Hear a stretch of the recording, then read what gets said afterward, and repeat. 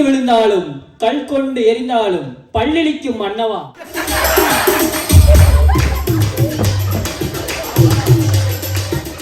நான் ஏதோ என் மனம் சங்கடப்பட்டு சஞ்சலப்பட்டு குறுகி போய்விட்டது. இனிமேல் ராணியின் உத்தரவை கேட்டு இந்த ஏற்பாடு பார்த்துக் கொள்கிறேன். இந்த பானை வைத்து என்ன செய்ய போகிறாய்? மன்னரே, இந்த பானைக்குள் இந்த அமைச்சர் போக வேண்டும்.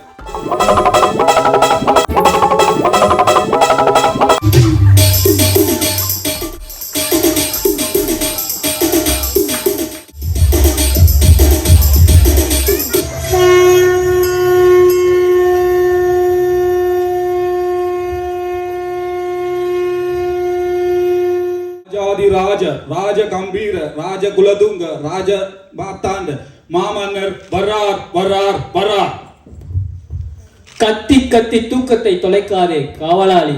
இப்படி அழைத்தால் மன்னன் வரமாட்டார். இதோ நான் அழைக்கிறேன் பார். புல் தடுக்கி விழுந்தாலும் கல் கொண்டு எரிந்தாலும் பல்லிழிக்கும் மன்னவா.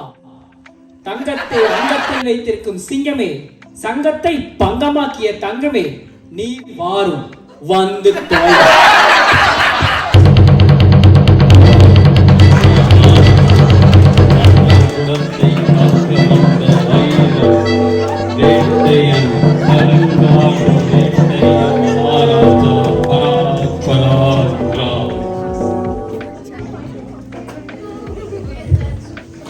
இந்த சபைக்கு என்னுடைய வணக்கங்கள்.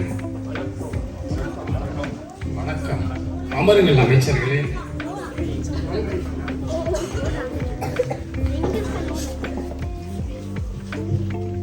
அமைச்சர்களே, நான் வருவதற்கு நீங்கள் என்ன செய்து கொண்டிருந்தீர்கள்? நீங்கள் வருவதற்கு முன் நாங்கள் என்னையா நாங்கள் வந்து சொல்லி தொலையும். நீங்கள் வருவதற்கு முன் நாங்கள் நடனம் ஆடிக்கொண்டு என்னை விட்டு நடனம் ஆடுகிறீர்களா? என் அமைச்சரவையில் நான் இல்லாமல் நடனம் ஆடுவதா? அதுவும் என்னை விட்டு நானும் ஆட வேண்டும். பாடுங்கள், பாட்டை சேர்ந்து ஆடுவோம்.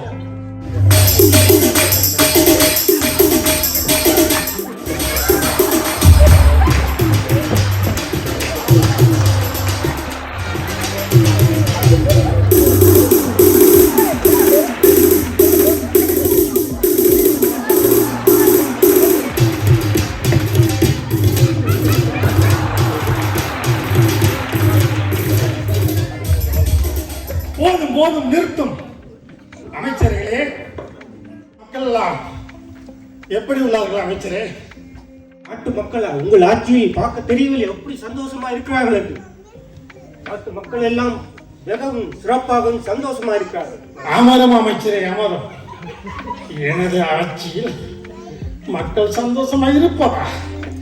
எல்லாரையும் நம்ம இவன் கொஞ்சம் அதிகமாக பேசுகிறான். இருக்கட்டும். இருந்தாலும் சரி, இன்று நமது அமைச்சரை கூட்டுவோம். யார் இந்த அறிக்கையை வாசிப்பது? மன்னரே, இன்று நான் தான். வாசித்து தொலையும். வாசிக்கிறேன் மன்னா. ஸ்ரீ சோபகிருதி வருடம் தை மாதம் 6ஆம் நாள் தை 18 என்று ஆரம்பியும். சரி மன்னரே, மன்னர் சொன்னபடி இன்றைய நாள் நம் நாட்டின் மக்கள் தொகை 2,39,999 பேர். வறுமை கோட்டுக்கு மேல் அரசரும் அரசர் குடும்பத்தினர் மட்டுமே. ஆமா மன்னா, வறுமை கோட்டுக்கு அரசு குடும்பத்தினை தவிர அனைவருமே. என்ன செய்வது மன்னா? திருமணம் ஆனவர் 6000 பேர், திருமணம் செய்ய முயன்று முடியாமல் இருப்பவர் 8000 பேர், ஓடி போனவர்களோ 1999 பேர்.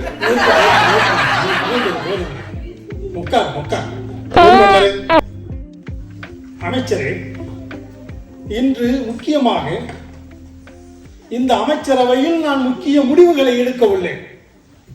என்னவென்றால், இந்த நாடும் இந்த நாட்டு மக்களும் எப்படி கடைபிடிக்க வேண்டும், எப்படி வாழ வேண்டும், வாழ்க்கை நெறிமுறைகளை எப்படி கையாள வேண்டும் என்று கடைபிடிக்க சில வழிமுறைகளை வகுத்து சொல்ல இருக்கிறேன்.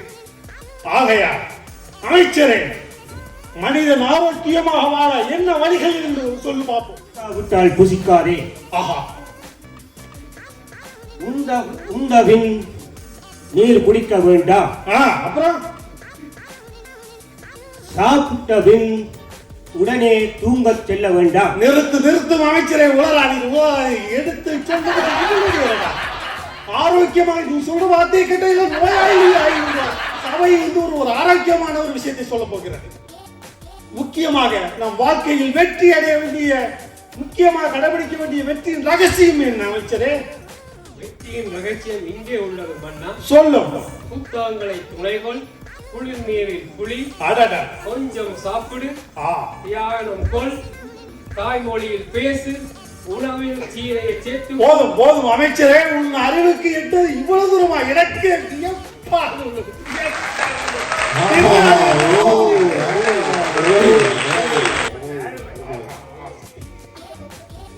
அன்பு அமைச்சர்களே, எனக்கு ஒரு ஐயம் என் மனதில் ஏற்படும். அப்படி என்று கேட்க தோணவில்லையா உங்களுக்கு? நான் கேட்கிறேன் மன்னா. அப்படியா? அப்படி என்ன மன்னா? என்ன பிரச்சனை என்றால், நான் கேள்விப்பட்டேன் 5 பெற்றால் அரசனும் ஆண்டியாகி விடுவானமே. அப்படி அல்ல மன்னா, அதன் விளக்கம்.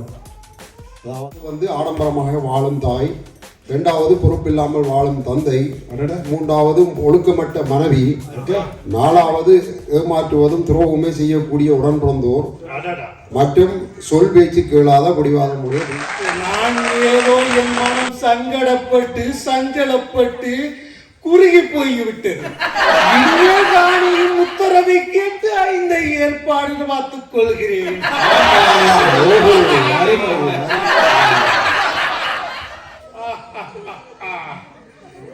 அமைச்சரே, திருவள்ளுவன் வகுத்தானாமே, உதடில் ஒட்டாராமே ஒரு குறள் சொன்னால் அந்த குறள் என்னவென்று என் அமைச்சர்களுக்கு தெரியுமா? மன்னா, எனக்கு தெரியும். அப்படியா? வியப்பா உள்ளதை சொல்லும் அமைச்சரே. அந்த குறள் யாதனின் நீங்கியான் மோதல் அதனின் இல்லன். எந்தெந்த பொருள் எல்லாம் மனமானது விலகி இருக்கிறதோ அந்த பொருள்களால் நமக்கு துன்பம் கிடையாது. மனம் ஒட்டாமல் இருக்க வேண்டும் என்று சொல்லக்கூடிய இந்த குறளை உச்சரிக்கும் போதே உதடுகள் ஒட்டாது. உதடுகள் ஒட்டாமல் உச்சரிக்கக்கூடிய ஒரே குறள் இது மட்டுமே. அருமை அருமை அமைச்சரே, நானும் வாயை பார்த்து கொண்டுதான் இருந்தேன். உதடு ஒட்டுமா என்று, ஆனால் ஒட்டவில்லை.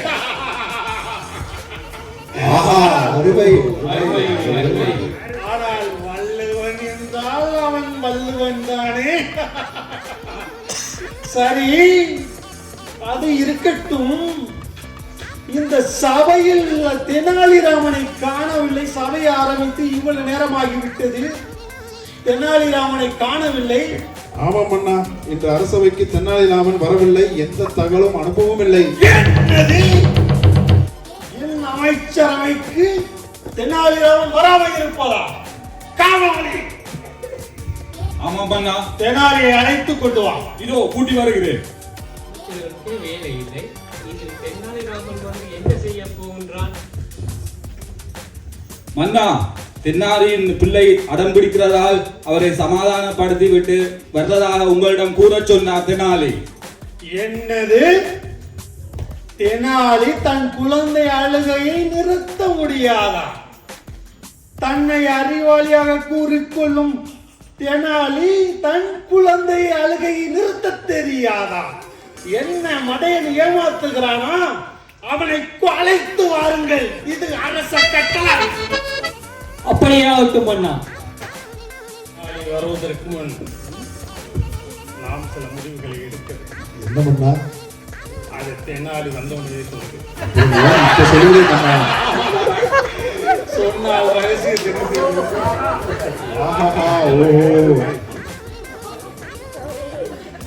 என்னமண்ணா, என்னை கூட்டி கூட்டி வர சொன்னீர்களா?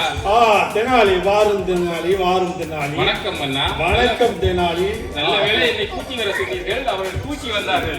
ஒருவேளை கொண்டு வர சொன்னீர்கள் என்றால் கொஞ்சம் வந்திருப்பார்கள். என் அமைச்சர்கள் செஞ்சாலும் செய்வார்கள். அவள் அறிவிசாலிகள். ஆம் தெனாலி, இன்று அமைச்சரவையில் உனது பங்கை ஆற்று. அதன் பிறகு நம்ம சில விஷயங்கள் பேசுவோம். எல்லா அமைச்சர் கண்ணனிடம் நான் சில கேள்விகளை கேட்டிருந்தேன். அதற்கான பதிலை அவர் கொண்டு வந்திருப்பார் என்று நம்புகிறேன். தெனாலிராமா, என் அமைச்சரை நீ பரிசோதிக்கிறாயா? இதுதான் இன்றைய பங்களிப்பு மன்னா. அப்படியா? என் அமைச்சரவையில் ஒரு அமைச்சர் எவ்வளவு திறமசாலி என்று இப்போது நிரூபிக்க போகிறார். நீ தோற்க போகிறாய். பார்க்கலாம்.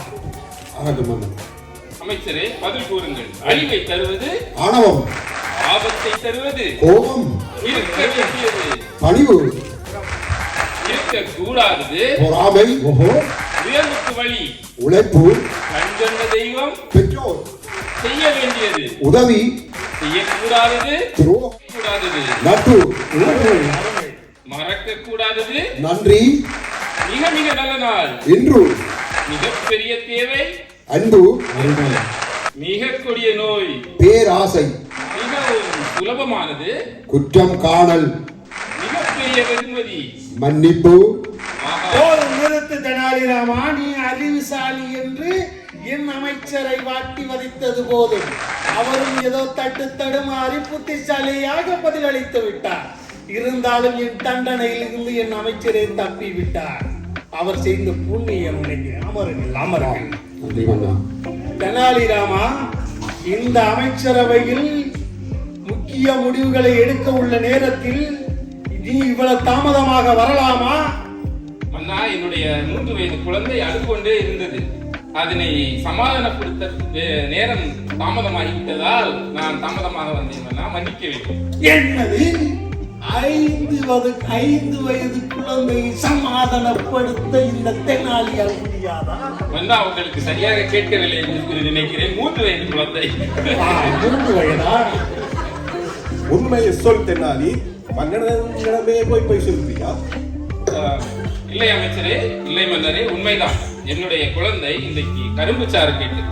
நான் கடையில் போய் கரும்பை வாங்கி அதை பிழிந்து குவளையில் ஊற்றி அதை குடிக்க கொடுக்கும் போது அந்த குழந்தை அதை தரையில் ஊற்றிவிட்டு மண் தரையில் ஊற்றிவிட்டு திரும்பவும் அதை குவளையில் எடுத்து கேட்கிறது.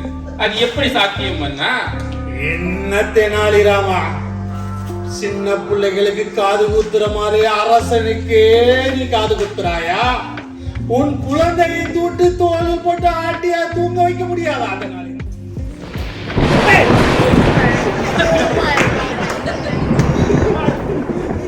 இந்த காவாலி சிறையில் அடை. உத்தரவு. மன்னா, குழந்தையை சமாதானப்படுத்துவது ஒன்றும் அவ்வளவு எளிதான காரியம் அல்ல. நீங்கள் என்றாவது ஒரு குழந்தையை சமாதானப்படுத்தி உள்ளீர்களா? நான் சமாதானப்படுத்தாத குழந்தையா?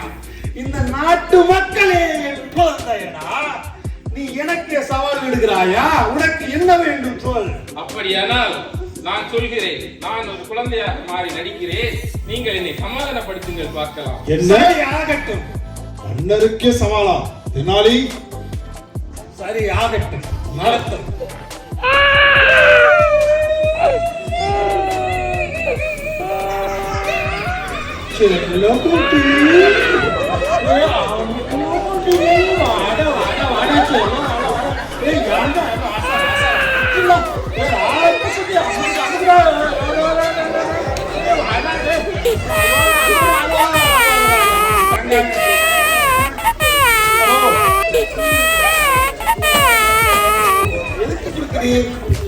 இல்லை மன்னா, குழந்தை.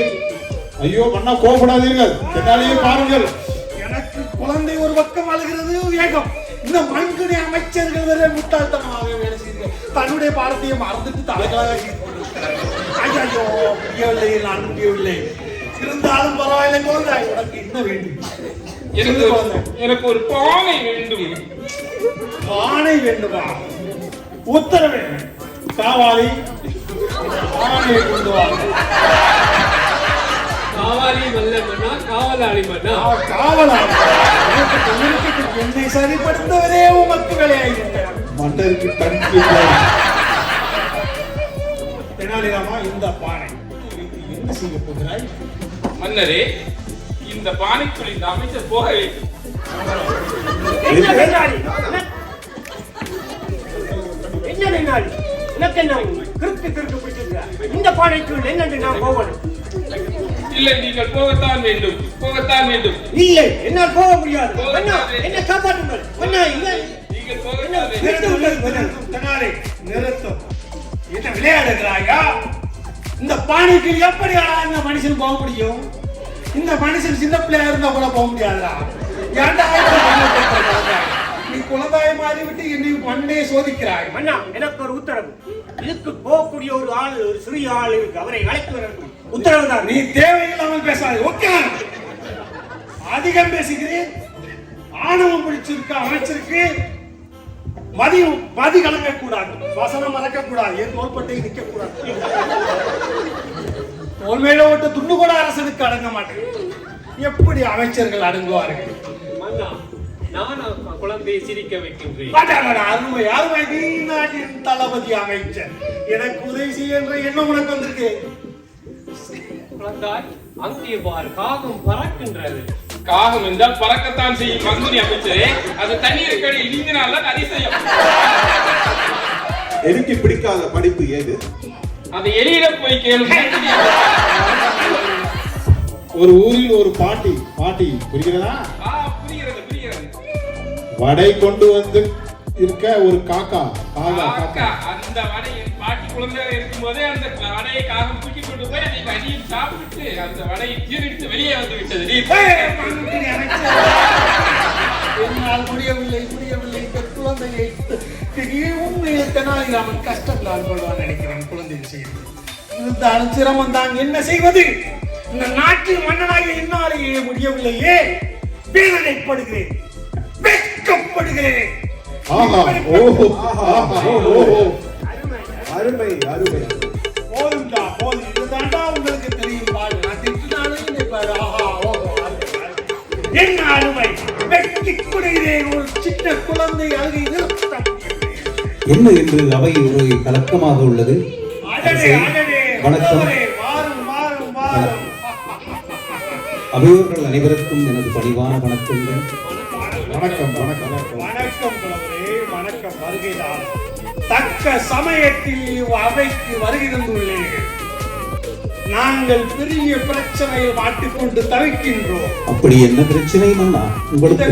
குழந்தையின் அழுகையை நிறுத்த முடியவில்லை எங்களால். இந்த குழந்தையின் அழுகையை நிறுத்துவது அவ்வளவு ஒன்று பெரிய விடயம் அல்லவே மன்னா. ஒரு ஆப்பிளை கையில் கொடுத்தால் போதும், அழுகை தானாக நின்றுவிடும். என்னது ஆப்பிளா? காவலாளி, ஆப்பிளை இது ஒன்றும் ஆதாம் ஏவாள் ஆப்பிள் இல்லை மன்னா. அப்புறம் என்ன? இது உள்ள சிறுவர்களை சீரழிக்க வந்த கலிகோ ஆப்பிள். இதோ பாருங்கள், இப்பொழுது இந்த குழந்தையின் அழுகை நின்றுவிடும். அப்படியா?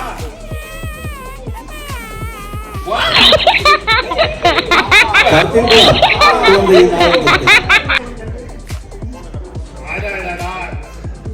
புலவரே, இது ஒன்றும் நல்ல விஷயம் இல்லையே. தொலைபேசியை கொடுத்து புள்ளை அழுகிற பிள்ளை நிப்பாட்டுவது வேணால் தொலைபேசிக்கு வேணா பெருமையாக இருக்கலாம். ஆனால் பெற்ற பெற்றோர்களுக்கு அது இருக்காது. இது வாழ்வுக்கு முன்னேற்றம் இருக்காது. அது என் நாட்டு மக்களுக்கும் சரிபட்டு வராது. அது ஆகையால் புலவரே, எமக்கு இந்த அமைச்சரவையில் என் நாட்டு மக்களுக்கு ஒரு அறிவுரையை ஏற்றும். எப்படி மக்கள் கடைபிடிக்க வேண்டும் என்று உன் அறிவுரையை சபைக்கு வழங்கும். நன்றி மன்னா. இன்று நான் அரச சபைக்கு வரும் பொழுது நடந்த ஒரு நிகழ்வை இங்கு கூறுவது பொருத்தமாக இருக்கும் என்று எண்ணுகின்றேன். மன்னா, இங்கு நான் வருவதற்காக நீண்ட தூரம் நடந்து வந்தேன். பசி தாகம் கண்ணை கட்டியது. சாப்பிடலாம் என்று ஒரு உணவகத்திற்குள் நுழைந்தேன். ஒருவர் நாட்காலியில் அமர்ந்து நல்ல உணவுகளை சாப்பிட்டுக் கொண்டிருந்தார். நான் அவரை உற்று நோக்கியவாறே நானும் ஒரு நாற்காலியில் அமர்ந்தேன். சிறிது நேரத்தில் எனக்கும் உணவு வந்தது. நான் சொன்னேன், இந்த உணவை கொண்டு வரும்படி நான் சொல்லவில்லையே உங்களிடம். இல்லை ஐயா, நீங்கள் வரும்போது பக்கத்தில் சாப்பிட்டுக் கொண்டிருப்பவரை பார்த்து கொண்டே வந்தீர்கள். அவர் சாப்பிடும் உணவு உங்களுக்கு பிடிக்கும் போல் உள்ளது என்பதால் நான் அதை உங்களுக்கு கொண்டு வந்திருக்கின்றேன் என்றார்கள். அதெல்லாம் எனக்கு வேண்டாம், 2 ரொட்டியும் பருப்பு கறியும் கொண்டு வாருங்கள் என்றேன். சிறிது நேரத்தில் சாப்பாடு வந்தது. நான் சாப்பிட்டு முடித்ததும் மேலும் 2-3 பாத்திரங்களில் எனக்கு சாப்பாடு கொண்டு வந்து வைத்தார்கள். இது என்னவென்று கேட்டேன். இது ஒன்றுமில்லையா, நீங்கள் கோதுமை மாவில் செய்த ரொட்டி சாப்பிட்டீர்கள், ஆதலால் இங்கு உங்களுக்கு கோதுமை மாவில் செய்யப்பட்ட உணவுகள் பிடிக்கும் என்பதால் அதனை கொண்டு வந்திருக்கின்றோம் என்று சொன்னார்கள். அதெல்லாம் எனக்கு வேண்டாம், நான் சாப்பிட்ட உணவுக்கு பணத்தை கொடுத்துவிட்டு இங்கு வந்து விட்டேன். இதைத்தான் இன்றைய இணையதளங்கள் செய்கின்றன. நாங்கள் எங்களுக்கு ஒரு பொருள் தேவை என்று வலைத்தளத்தில் தேடினால் போதும், 1000 பொருட்களை காட்டுகிறார்கள். நாங்களே தலையை பித்துக் கொள்ளும் அளவுக்கு அவர்கள் எங்களை ஏமாற்றுகிறார்கள். எவ்வளவோ தேவையற்ற விடயங்களையும் கண்முன்னே வந்து செல்கின்றன. ஓடுகின்ற பாம்பை கையால் பிடிக்கும் வயதுதான் இந்த குழந்தைகளின் வயது. ஆதலால் பெற்றோர்களே, குழந்தைகளின் கைகளில் செல்போனை கொடுக்காதீர்கள், தொலைபேசியை கொடுக்காதீர்கள். அவர்களை வெளியில் விளையாட விடுங்கள். பெற்றோர்களும் உங்கள் பிள்ளைகளுடன் அதிக நேரத்தை செலவிடுவது நல்லது. மன்னா, இன்றிலிருந்து 16 வயதிற்குட்பட்ட குழந்தைகளுக்கு தொலைபேசி பயன்படுத்தக்கூடாது என்று தடை உத்தரவு பிறப்பித்து அருளுமாறு அன்போடு கேட்டுக்கொள்கின்றேன்.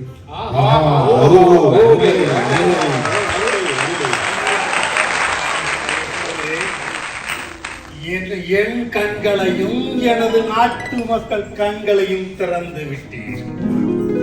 இனிமேல் தொலைபேசியாக இருக்கக்கூடாது. 16 வயதுக்கு கீழ் உள்ளவர்கள் தொலைபேசியை தொடக்கூடாது. இது இந்த நாட்டுடைய சட்டம்.